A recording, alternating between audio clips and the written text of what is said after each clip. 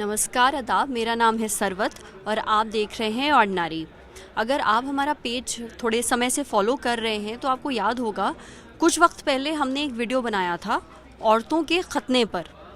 बहुत गालियां दी थी लोगों ने, बहुत बुरा लगा था कुछ लोगों को। उनको यकीन नहीं हो रहा था कि औरतों का खतना होता भी है। और जिन सारे लोगों को इस बात पे यकीन नहीं था, शायद आज उनको यकीन हो जाए, क्योंकि इसी बात के ऊपर, इसी मुद्दे के ऊपर हियरिंग चल रही है सुप्रीम कोर्ट में। अब सुप्रीम कोर्ट ने क्या कहा उसके बारे में तो मैं आपको तफसील से अभी थोड़ी देर में बताऊंगी। पहले मैं आपको ये बता देती हूँ कि औरतों का खतना होता क्या है, क्योंकि बहुत सारे लोगों को नहीं पता। अव्वल तो औरतों का खतना इस्लाम में लिखा नहीं गया है, मतलब कुरान में नहीं लिखा गया है। इसका इस्लाम से कोई लेना देना नहीं है। तो जो लोग इस बात में नाराज़ हो रहे थे उनको थोड़ी ठंड मिल जाए। हमने ये नहीं कहा कि ये इस्लाम में होता है या मुसलमानों में, हर जगह होता है। हिंदुस्तान में एक कम्युनिटी है जिसका नाम है दाऊदी बोहरा। हाँ, ये मुसलमान ज़रूर हैं, ये इस्लाम को ज़रूर मानते हैं, पर इनका बहुत छोटा सा तबका है एक हिंदुस्तान में, वो इस प्रैक्टिस को करते हैं, मतलब वो औरतों का खतना करते हैं। उनके अलावा मुसलमानों में किसी और स्टेट में, किसी और सिटी में, कहीं पे भी औरतों का खतना नहीं होता है हिंदुस्तान में। हिंदुस्तान के बाहर अफ्रीका में, जो कॉन्टिनेंट है अफ्रीका, उसमें बहुत सारी कंट्रीज़ ऐसी हैं जहां आज भी औरतों का खतना होता है। अब आते हैं कि औरतों का खतना होता क्या है। इसमें क्या करते हैं, क्लिटोरिस करके एक सेक्सुअल ऑर्गन होता है औरतों की वजाइना में। इसके लिए मैंने वीडियो में भी बताया था कि हिंदी में ना कोई शब्द नहीं है, इसलिए इसके बारे में लोग जानते ही नहीं हैं। इसको काट दिया जाता है। क्यों काटते हैं इसको? ऐसा माना जाता है कि लड़कियों का अगर ये पार्ट आप काट देंगे तो उनको सेक्सुअल डिज़ायर फील नहीं होगा, उनका सेक्स करने का मन नहीं करेगा शादी से पहले, तो वो प्योर रहेंगी। वो सेक्स करने की उनकी इच्छा नहीं होगी तो वो करप्ट नहीं होंगी, वो ख़राब लड़कियां नहीं कहलाएंगी। इस वजह से इस प्रैक्टिस को बहुत कंट्रीज़ में फॉलो किया जाता है। हालांकि जहाँ तक मेरी नॉलेज है 42 कंट्रीज़ ऐसी हैं जहाँ पे खतने को बैन कर दिया गया है। फ़िलहाल हिंदुस्तान में इसके ऊपर चर्चा शुरू हो गई है। जो सुप्रीम कोर्ट है, हियरिंग चल रही है इसके ऊपर। सुप्रीम कोर्ट ने क्या कहा? मेरे साथ प्रज्ञा है, मेरी कलीग है, मेरे साथ काम करती हैं। प्रज्ञा ने इस टॉपिक के ऊपर एक स्टोरी की है। तो सबसे पहले प्रज्ञा, तो तुम ये बताओ, जहाँ तक मुझे नॉलेज है, जो अटॉर्नी जनरल है, कुर्सी पे बैठ जाओ, आराम से बैठो, कोई टेंशन नहीं है। तो जो अटॉर्नी जनरल हैं के वेणुगोपाल, उन्होंने एक बात कही है, बहुत सही बात कही है। वो क्या है? उन्होंने कहा है कि फीमेल जेनिटल म्यूटिलेशन यानी जो खतना है उसके खिलाफ जो PIL दर्ज की गई है सुप्रीम कोर्ट में, सरकार उनके साथ है और सरकार भी चाहती है कि इस पर रोक लगा दी जाए। 47 कंट्रीज ऐसी हैं जिनमें इस पर रोक लगा दी गई है खतने पर। 47 के 42 कंट्रीज ऐसी हैं जिनमें जिन देशों में इस खतने पर रोक लगा दी गई है, जिसमें से 27 देश अफ्रीका के हैं। अच्छा जी। तो जहाँ तक मुझे पता है एक बेंच बैठी थी, जजों की एक बेंच बैठी थी, और जब इस मुद्दे के ऊपर बात हो रही थी तो उन्होंने एक स्टेटमेंट दिया। तो क्या स्टेटमेंट जो उन्होंने दिया है और जो बोला है, क्या तुम पढ़ के बता सकती हो लोगों को? जो सुप्रीम कोर्ट की बेंच थी उसमें 3 जज थे, चीफ जस्टिस दीपक मिश्रा, उनके अलावा AM खानविलकर और DY चंद्रचूड़। तीनों जज ने अपनी राय देते हुए कहा कि खतना कैसे किया जाता है इससे कोई फ़र्क नहीं पड़ता। मुद्दा ये है कि ये औरतों के मौलिक अधिकार का हनन है, मतलब कि फंडामेंटल राइट्स का हनन है। खासकर आर्टिकल 15 जो कहता है कि कोई भी किसी भी आधार पर, जाति, धर्म, लिंग, किसी भी आधार पर जो भेदभाव किया जाता है उस पर रोक लगाई जानी चाहिए। तो आर्टिकल 15 का ये हनन है, खतना करना आर्टिकल 15 का हनन है। खतने पर रोक लगाना ज़रूरी है ताकि सुनिश्चित हो सके कि आपके शरीर पर केवल आपका हक है। संविधान दोनों ही जेंडर के प्रति संवेदनशील है।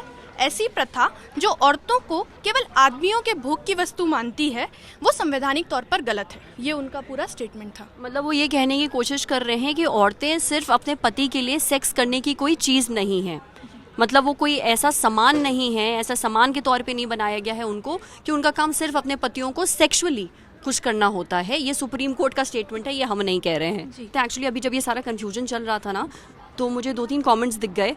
उन कमेंट का जवाब मैं ज़रूर देना चाहूँगी। किसी ने लिखा है कि दाऊदी बोहरा मुस्लिम नहीं होते हैं।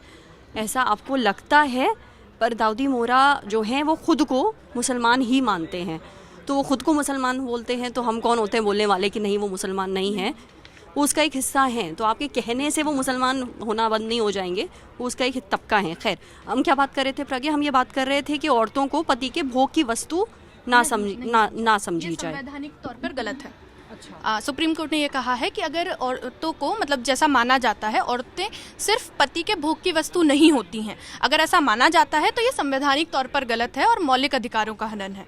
अच्छा, जो तो इसके ऊपर हियरिंग अभी और चलेगी कि चल रही है? इस पर कोर्ट में PIL दर्ज की गई है काफ़ी लोगों ने। जनहित याचिका एक तरीके से मतलब कोई भी इंसान जनहित याचिका दायर कर सकता है जो लोगों के हित में हो, ऐसे मुद्दे जो लोगों के बारे में हो, इसमें काफ़ी औरतों के बारे में है। तो ऐसी बहुत सारी जनहित याचिकाएं बहुत सारे लोगों ने दायर की हैं, आम लोगों ने भी की हैं और वकीलों ने भी की हैं। तो उन पर अभी हियरिंग चल रही है और सुप्रीम कोर्ट ने ये कमेंट किया है। इस पर अभी फैसला आना बाकी है, कब तक इस पर रोक लगेगी, कब तक इस पर कोई फैसला आता है, सुप्रीम कोर्ट कब तक इस पर कोई कानून बनाने की राय देता है सरकार को, ये सब अभी आगे आना बाकी है। अभी सिर्फ इस पर कमेंट किया है कि औरतें आदमियों के भोग की वस्तु नहीं है। ठीक है, ये इसलिए बोला गया है क्योंकि औरतें सेक्स ना करें इसलिए उनका खतना हो जाता है, तो इस वजह से सुप्रीम कोर्ट ने बात बोली है। इससे पहले मैं आपको एक बात और बताऊं, मैं आपको वो टूल दिखाना चाहती हूं जिससे औरतों का खतना होता है। ये टूल अफ्रीका की जो देश है ना, ये वहाँ यूज़ किया जाता है। ठीक है, अब वैसे तो इसको क्या कहते हैं हमें नहीं पता, ये खुरपी जैसा है। इससे जो क्लिटोरिस है वो शायद मांस का इतना छोटा सा टुकड़ा होता है, बस उसको काटते हैं। ये आपने देख लिया। अब मैं आगे बताती हूँ। हमने इस बारे में एक डॉक्टर से भी बात की थी जब हमने ये वीडियो किया था औरतों के खतने के ऊपर। हमने उनसे पूछा था कि नुकसान क्या है, क्योंकि आदमियों का खतना तो होता है, बहुत सारे देशों में होता है, सिर्फ मुसलमानों में नहीं होता, यहूदियों मतलब जो ज्यूज़ हैं उनमें भी होता है।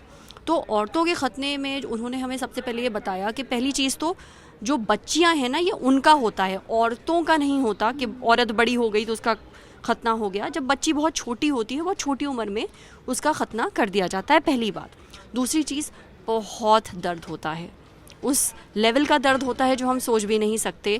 उनको पेशाब करने में बहुत दर्द होता है, जलन होती है, वो दर्द से तड़पती रहती हैं। और ऐसा नहीं है कि खतना हो गया तो चलो 1 महीना या 2 महीने के अंदर जो उनकी हेल्थ है, जो तबीयत है वो ठीक हो जाएगी।